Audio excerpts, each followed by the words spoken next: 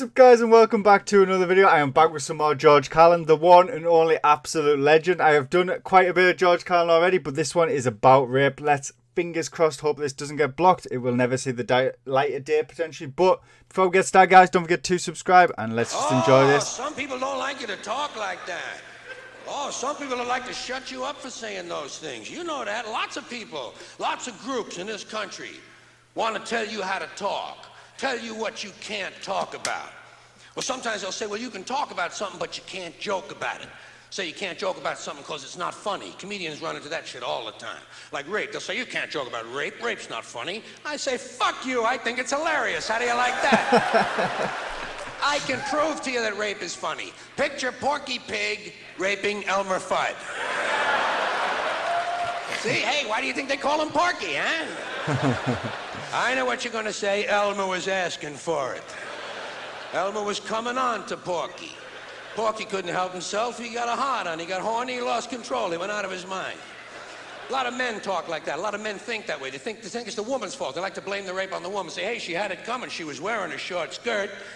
These guys think women ought to go to prison for being cock teasers. Don't seem fair to me. Don't seem right. But you can joke about it. I believe you can joke about anything. It all depends on how you construct the joke. What the exaggeration is. What the exaggeration is. Because every joke needs one exaggeration. Every joke needs one thing to be way out of proportion. Give you an example. You ever see a news story like this in the paper? Every now and then you run into a story that says some guy broke into a house, stole a lot of things, and while he was in there, he raped an 81-year-old woman. And I'm thinking to myself, why? What the fuck kind of a social life does this guy have? I want to say, why did you do that? Well, she was coming on to me. We were dancing and I got horny. Hey, she was asking for it. She had on a tight bathrobe. I say, Jesus Christ, be a little fucking selective next time, will you? Dear God. Now, speaking of rape, you know what I wonder? I wonder, is there more rape at the equator or the North Pole? These are the kind of things I think about when I'm sitting home alone and the power goes out. I wonder, is there more rape at the equator or the North Pole? I mean per capita. I know the populations are different.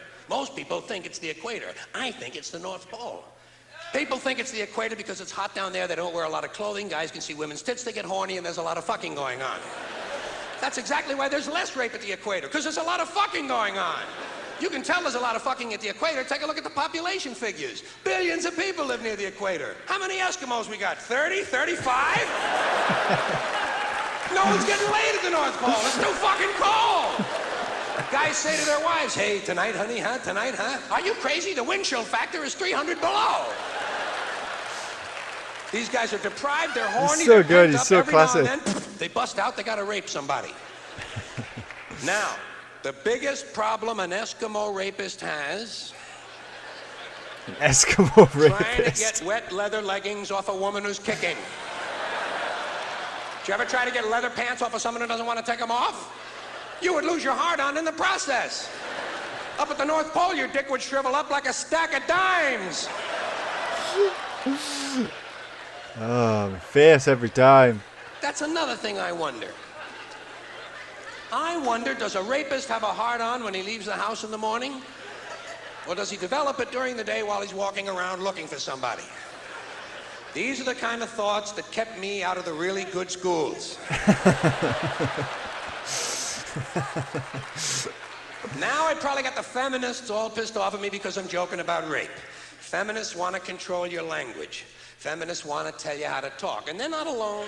They're not alone. I'm not picking on the feminists. They got a lot of company in this country. There's a lot of groups, a lot of institutions in this country want to control your language. Tell you what you can say and what you can't say. Government wants to tell you some things you can't say because they're against the law. Or you can't say this because it's against the regulation. Or here's something you can't say because it's a secret. You can't tell him that because he's not cleared to know that. Government wants to control information and control language because that's the way you control thought. And basically that's the game they're in. Same with religion. Religion is nothing but mind control. Religion is just trying to control your mind, control your thoughts. So they're going to tell you some things you shouldn't say because they're sins. And besides telling you things you shouldn't say, religion's going to suggest to you some things you ought to be saying. Here's something you ought to say first thing when you wake up in the morning. Here's something you ought to say just before you go to sleep at night. Here's something we always George say is on the on third Wednesday in another April level after the with first full his. moon in spring at 4 He's o'clock ahead of when his the bells time. ring. Religion is always suggesting things you ought to be saying. Same with political groups of all kinds. Political activists, anti-bias groups, special interest groups are going to suggest the correct political vocabulary, the way you ought to be saying things, and that's where the feminists come in. Now, as I said, I got nothing against the feminists. In fact, I happen to agree with most of the feminist philosophy I have read. I agree, for instance, that for the most part, men are vain, ignorant, greedy, brutal assholes who've just about ruined this planet. Fair enough. Who've just about ruined this planet because they're afraid someone might have a bigger dick out there somewhere. Men are basically insecure about the size of their dicks, and so they go to war over it. You don't have to be a political scientist or a history major to see the bigger dick foreign policy theory at work. It goes something like this. What? They have bigger dicks? Bomb them. And of course, the bombs and the bullets and the rockets are all shaped like dicks. I don't understand that part of it, but it is part of the equation.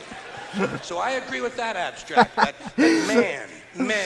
males have pushed a technology that just about has this planet in a stranglehold. Mother Earth, raped again. Guess who? Hey, she was asking for it. I also happen to like it when feminists attack these fat-ass housewives who think there's nothing more to life than sitting home on the telephone, drinking coffee, watching TV, and pumping out a baby every 9 months.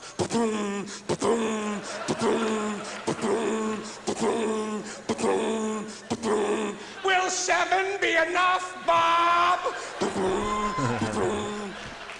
But what's the alternative? What's the alternative to pumping out a unit every 9 months? Pointless careerism?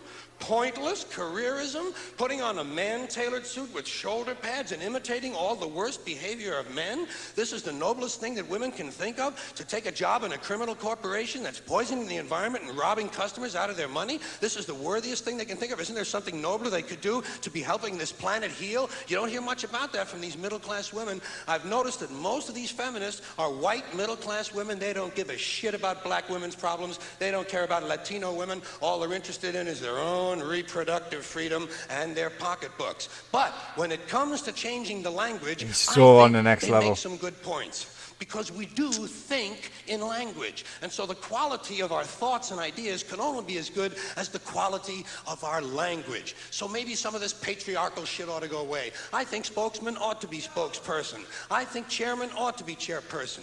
I think mankind ought to be humankind. But they take it too far. They take themselves too seriously. They exaggerate. They want me to call that thing in the street a person-hole cover. I think that's taking it a little bit too far. What would you call a ladies' man? A person's person? That would make a he-man an it person. Little kids would be afraid of the boogie person. They'd look up in the sky and see the person in the moon. Guys would say, come back here and fight like a person, and we'd all sing for It's a Jolly Good Person. That's the kind of thing you would hear on Late Night with David Letterperson. You know what I mean? Yeah, take it too far.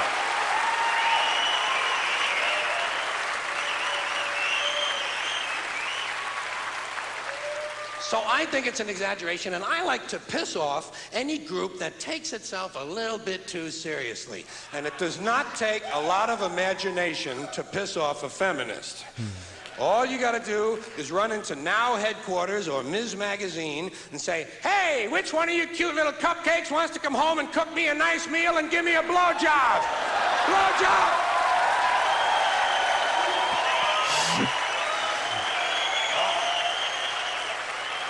Oh, that pisses them off. You want to piss off a feminist? Call her a cum catcher. That'll get her attention. Don't act disgusted. Don't act disgusted. Half of you are going to go home and go down on each other tonight, remember? If you're willing to swallow cum, let's not make believe something I said was disgusting, okay? Huh? Oh my god. George is so fucking good. I don't care what you say. he does the comedy, but he also does really good points and makes people think about what the fuck is going on in this world.